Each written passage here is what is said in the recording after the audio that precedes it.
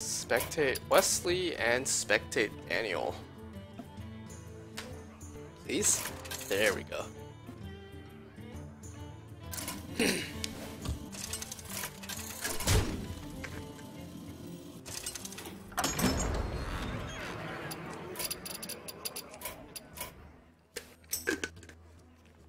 Ah, excellent. Didn't even need to ask. And we have an update from Wesley that is now 1-1, and he evened it up with the Dude Paladin, defeating what I believe was a Spiteful Priest?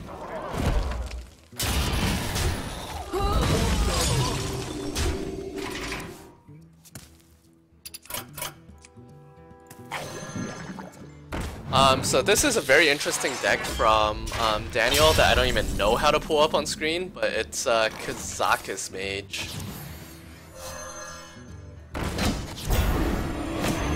And yeah, we're just gonna go into this one blind because, okay, I might go and figure out the deck lists.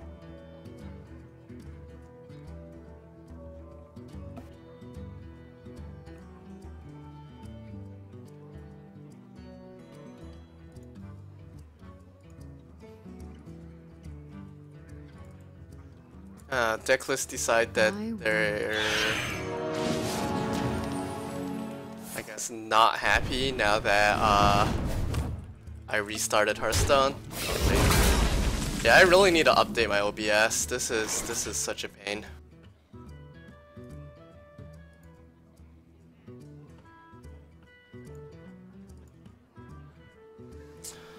Well, deck lists do not want to cooperate right now. We'll figure that out a little later. Right now, it's important that we catch what's going on. So, Stand Against Darkness gets 5 juggles, and that might be what he's going to go for. He's going to trade a 1-1 in and just juggle 5 times. It's pretty much guaranteed. 1 in 32 chance to not kill the Pyros, which I think is a risk that you may be willing to take. But he is considering his options here. Which path to choose? Yep. He does play it, Stand Against Darkness, and he's just going to go face, assuming that this is going to juggle correctly. Yep, and it is. Reporting for duty. Reporting for duty. Reporting for duty.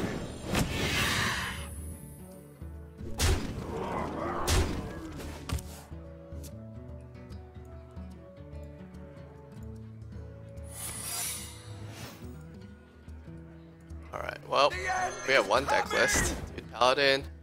So Doomsayer comes out, it's just here to absorb some damage, and absorb damage it will, because we see that Wesley is not able to play Life Fuse Stegodon on a full board. So Doomsayer is going to take 7 damage, and delay long enough for Flame Strike to come out. Also see an Alex. This is a very strange mage deck.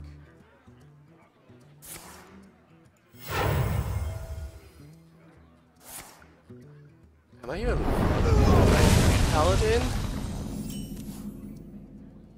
I am elite streamer. Reporting for duty. This is the correct Dude Paladin. There we go. Reporting for duty.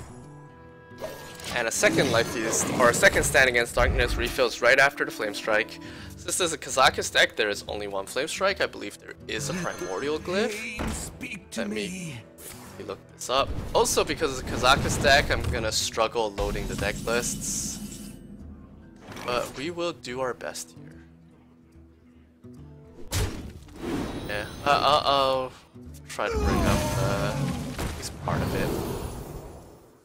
Meantime, let me just quickly select the sub-region.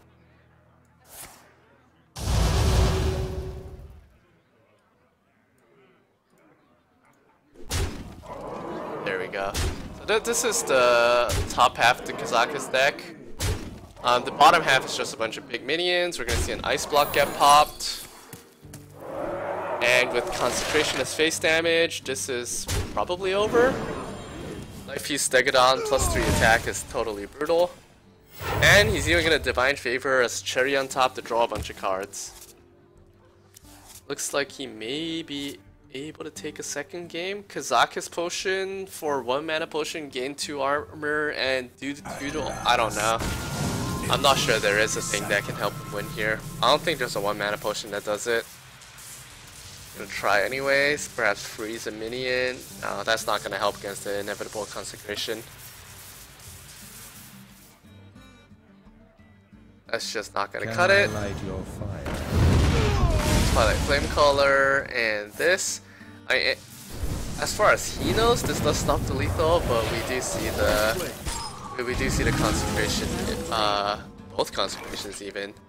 He chooses to play the one in hand rather than one off the top. I personally would have played the one off the top and tilts people more. Slight psychological advantage, but nonetheless, that is lethal.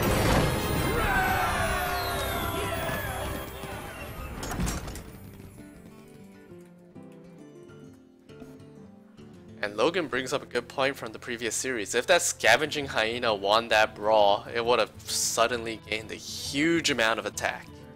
Oof. So the Dude Paladin wins his second game from Wesley, putting him up 2-1 in this series. And we're gonna see what we have left in the pipe. It looks like it's another... Wait, didn't we see this Jade Shaman lose earlier? Or rather win early? I have no idea what's going on here. But there doesn't seem to be an instant concede and no one's complaining, so I guess... I'm really confused now.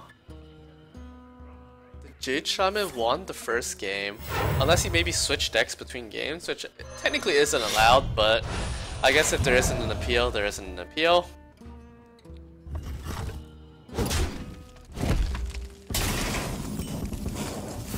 So, hey, I'm just a streamer. Reporting for duty. Or a wannabe streamer. I don't make decisions around here.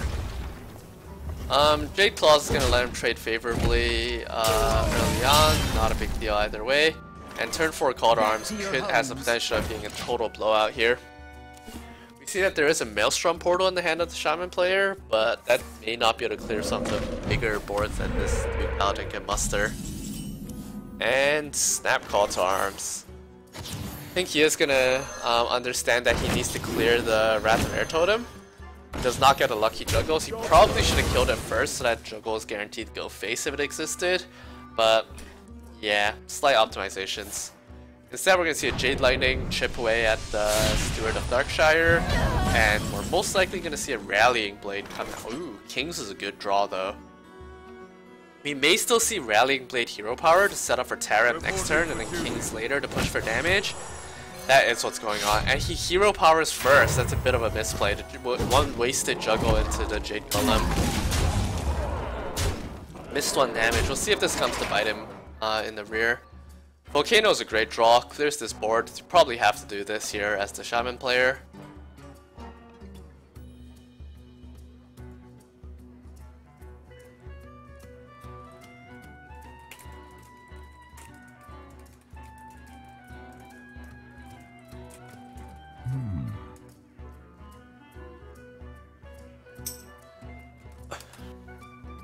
And Daniel messages me this is a difficult turn. I think he may be considering if he wants to gamble for spell power 1 and 4 Maelstrom Portal, or potentially Jinyu and hold out another turn. He does go for the Volcano to clear it. Very understandable. We're probably going to see Lost in the Jungle Life Fuse Stegodon here. It's just a very strong play to refill the board, with the potential Sumkeep for Tarim to follow up. Stegodon pulls, I think Living Spores may be the best option here, just to get more bodies for the future Tarim, and that is what he's going to go for. Makes a lot of sense. The 1/1s can trade into minions, and then Tarim can do devastating Tarim things. Let's see the Jinyu Water Speaker come out, and we'll see what he opts to do with the Tarim. There's an option for trading both 1/1s in first so that you have 5 minions, then Tarim to just make a massive board and use the weapon to finish off the Water Speaker. Or he could just Tarim first. We'll see what he goes for. There's no other good option for clearing this without... You could also trade both of... Yeah, no, yeah. It's either trade both in and Tarim to get 5 3/3s, or just Tarim first to keep the death rattles. looks like he is gonna opt for... What's going on here? That's a misplay. Missed 3 damage to face. So I think that's 4 damage, maybe 5 damage missed this game due to some small ordering mishaps. We'll see if this comes back to punish the Paladin player here. These are somewhat subtle misplays that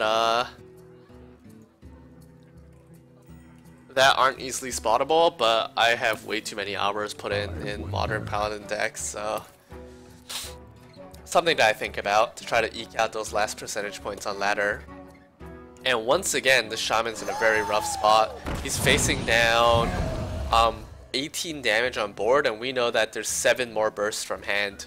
And so even though there were 5 missed points of damage so far this game, it looks like it won't matter. Unless Taunt Totem? It's not a Taunt Totem. And so let's see now if Wesley spots the lethal and takes this series. Looks like he does. Everything is pointing face. That is gonna be it. And he's gonna go for the fancy Consecration finisher. Shiny. And that's gonna be Wesley taking this series 3-1. Well played. This damage ended up not mattering. Such is life.